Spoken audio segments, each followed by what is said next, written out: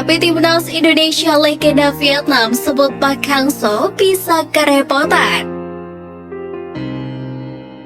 Kiprah timnas Indonesia di Piala AFF 2022 tak luput dari pandangan ex penggawa Vietnam, Nguyen Mang Duong.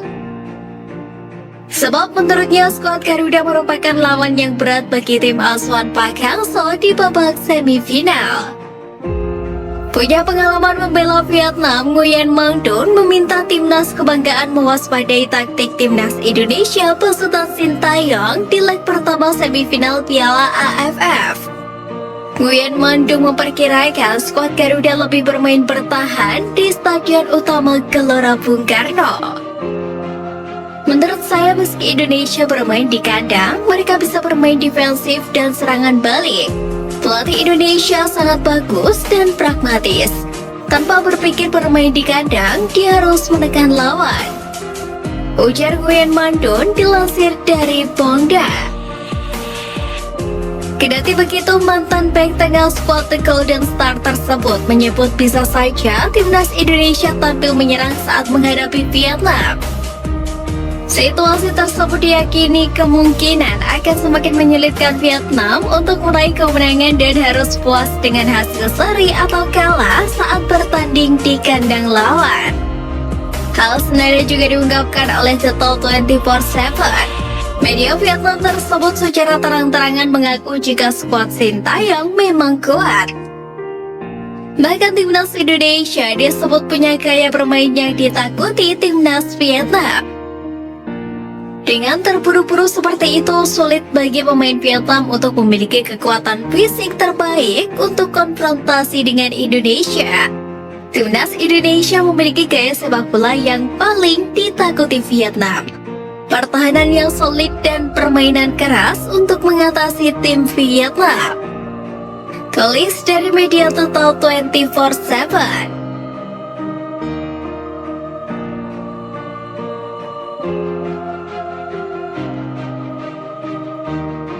Sintayong kirim permintaan jelang hadapi Vietnam.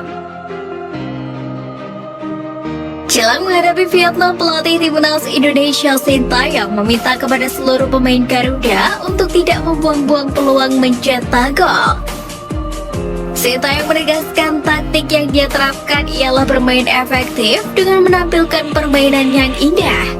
Namun hingga babak penyisihan grup usai, skuad Garuda jauh dari kata yang diharapkan Sintayong. Untuk itu, pelatih asal Korea Selatan tersebut menyebut skuad Garuda harus belajar dari kesalahan di babak penyisihan demi menghadapi laga semifinal yang bertujuan untuk membuka tiket ke partai final. Saya sudah tegaskan bahwa semifinal dan final ini bukan lagi soal selisih 3-4 gol lebih, tapi 1-2 gol cukup. Yang penting bagaimana kita bisa memanfaatkan peluang dengan baik untuk menentukan menang atau tidak, ucap Sintayong dilansir dari Bola Sport.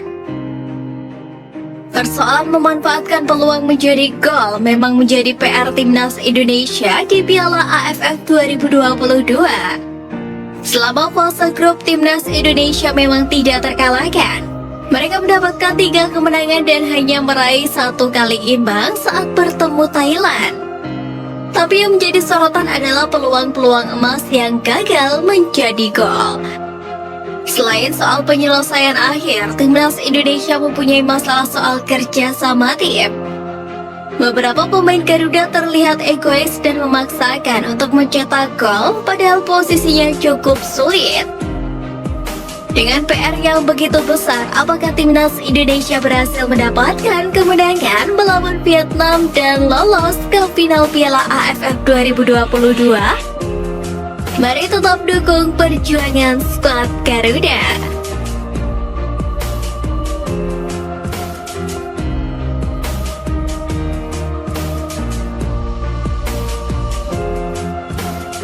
Finishing timnas bermasalah, Dimas Derajat sembuh dari cedera.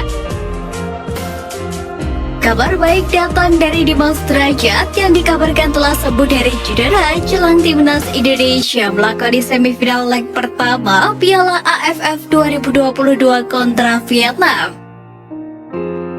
Dimas Derajat sejatinya dipanggil ke pemusatan latihan timnas Indonesia untuk Piala AFF 2022. Namun karena cedera, striker Persikabo tersebut dicoret Sintayong dan memanggil Ilyas Pasojevic sebagai pengganti. Menurut dokter tim Persikabo, Dimas Derajat menjalani cedera meniskus. Kini Dimas Derajat mengabarkan kondisinya semakin baik usai menderita cedera lutut kiri pada awal Desember 2022 lalu. Kabar kesembuhan Dimas Derajat semakin diperkuat dari unggahan instastory-nya. Striker berusia 25 tahun itu mengindikasikan akan bergabung dengan Persikabo 1973 dan bersiap menatap putaran kedua Liga 1 2022-2023. Semoga saya cepat bergabung dengan tim dan berlatih bersama dengan teman-teman di Persikabo. Mohon doanya. Terima kasih dokter tim, waktunya kembali beraksi, kata Dimas Derajat di unggahan tersebut. Sementara itu, timnas Indonesia memang dikritik akibat terlalu banyak menyia-nyiakan peluang saat Piala AFF 2022. Bahkan hal itu membuat Sintayong tak puas dengan performa anak asuhnya walau Garuda berhasil menembus semifinal Piala AFF 2022. Saat ditanya apakah merindukan sosok Dimas Derajat di skuadnya saat ini, Sintayong menampiknya. Pelatih asal Korea Selatan tersebut mengisyaratkan fokus untuk skuad Garuda saat ini dan para pemain seperti Dimas Derajat, Sladi Walsh, dan Sein Patinama akan menjadi pelengkap puzzle kekurangan untuk Piala Asia mendatang.